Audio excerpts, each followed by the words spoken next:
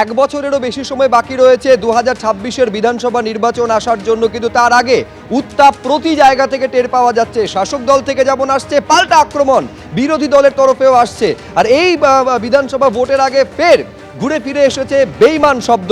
গতকালই আপনারা জানেন শুভেন্দু অধিকারী থেকে শুরু করে মুকুল রায়কে কার্যত বেইমান বলে আক্রমণ করেছিলেন অভিষেক বন্দ্যোপাধ্যায়। এই দাবি পর্যন্ত তিনি করেছিলেন যে এদেরকে তিনিই প্রথম চিহ্নিত করেছিলেন। আজকে কার্যত তার জবাব ফিরিয়ে দিচ্ছেন বিরোধী দলনেতা। তিনি বলছেন শ্যামবাজার পাঁচ মাথার মোড়ে তার হাতে পায়ে ধরে দলে রাখার চেষ্টা করা হয়েছিল। আমি প্রথমে আপনাদের শোনাবো ঠিক কি বলেছেন বেইমান আক্রমণের জবাবে শুভেন্দু অধিকারী। 1 ডিসেম্বর 2020 শ্যামবাজার পাঁচ মাথার মোড়ে এক তৃণমূল কর্মীর বাড়িতে উনি কার্যত আমার হাত পা ধরেছিলেন। সাক্ষী প্রশান্ত কিশোর, বিহারের জনসুরাজ পার্টির এখন নেতা, উনার দলের সাংসদ বর্ষিয়ান নেতা সুদীপ বন্দ্যোপাধ্যায়, উনার দলের সাংসদ বর্ষিয়ান নেতা সৌগত রায়, তিনটে সাক্ষী দিয়ে গেলাম। এবং আমি 17 ডিসেম্বর এমএলএ পদ থেকে পদত্যাগ করি 2020। 19 ডিসেম্বর মেদিনীপুরে লক্ষ মানুষের উপস্থিতিতে যশস্বী নেতা অমিত শাহজির কাছ থেকে পতাকা নিয়ে বিজেপির প্রাইমারি মেম্বারশিপ নিই। 18 জানুয়ারি 2021 মমতা ব্যানার্জি নন্দীগ্রামে গিয়ে বলেন, নন্দীগ্রাম আমার ছোট বোন, ভবানীপুর আমার বড় বোন, আমি এখানে দাঁড়াবো। সেদিন রাত্রেই দিল্লির নেতৃত্ব বলে আপনাকে গুরুদায়িত্ব দেওয়া হলো মমতা ব্যানার্জিকে হারানোর জন্য। সেই চ্যালেঞ্জ অ্যাকসেপ্ট করি।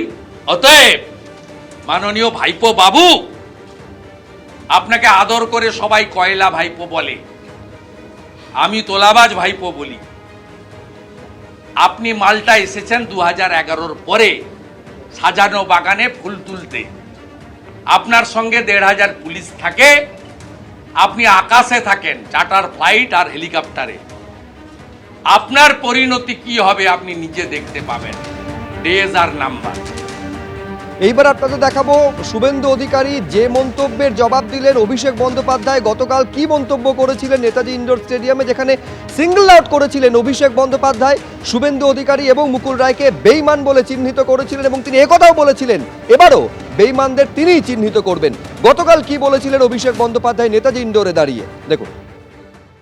বিগত দিনে যারা দলের সাথে বেইমানি করেছিল, মুকুল রায়, শুভেন্দু অধিকারী, এদেরকে চিহ্নিত করার কাজটা আমি করেছিলাম। আগামী দিনেও যদি কেউ দলের সাথে বেইমানি করে, এদের চিহ্নিত করে এদের লেজে গোবরে করে প্যাকেট করে বাংলা ছাড়া করার দায়িত্বটা আমি আমার কাঁধে তুলে নিলাম। বাজারে রটিয়ে দেওয়া হচ্ছে অভিষেক বন্দ্যোপাধ্যায় বিজেপিতে যাবে। আরে আমার গলা কেটে দিলে কাটা গলা থেকে মমতা ব্যানার্জি জিন্দাবাদ বেরোবে। আমি বেঈমান নই। আর এইবার আপনাদের দেখাবো এই নিয়ে রাজ্যের পরিষদীয় মন্ত্রী শোভনদেব চট্টোপাধ্যায় তিনি কি বলছেন। এই যে কথাগুলো বলছে এগুলো কোনো যুক্তি আছে বলে আমার মনে করি না শুভেন্দু।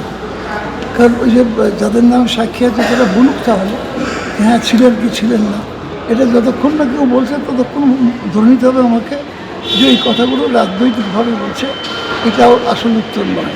ওদের দলেতেই এটা নিয়ে একটা প্রতিযোগিতা চলে আর কি, সেখানে কে কতখানি তার তৃণমূল বিরোধী, কে কতখানি অ্যাক্টিভ সেমন চলছে, কে পদ পাবে কে পদ পাবে না এইসব নিয়ে। সেসব ব্যাপারে হয়তো ওদের কথা বলার একটু দরকার আছে, এই ধরনের কথা বলা। এছাড়া অন্য কোনো কারণ আছে বলে মনে করি। দেখুন যেরকম গণগণে আছে তপ্ত বাংলা, তাতে অনুমান করার উপায় নেই যে এক বছরেরও বেশি সময় কিন্তু বিধানসভা ভোট আসতে বাকি রয়েছে। শাসক দলের তরফে যেমন বিরোধী বিশেষত বিজেপিকে একেবারে আক্রমণ করা হচ্ছে, কটাক্ষ জোড়া হচ্ছে, পাল্টা জবাব কিন্তু বিরোধীদের তরফে বিজেপির তরফে ফিরিয়ে দেওয়া হচ্ছে।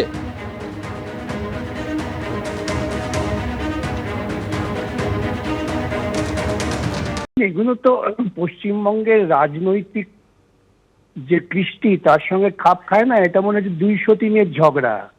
203-এর ঝগড়ার মতোই 103 আরেক 103কে বলছে তুই এই করেছিস, আর সে বলছে না তুই এই করেছিস।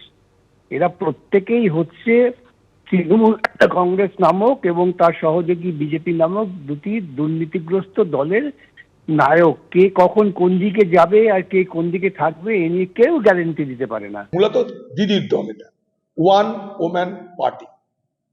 বাকি সেখানটা যারা আছে তাদের কিছু বলার অধিকার সুযোগ সেখানে তো নেই।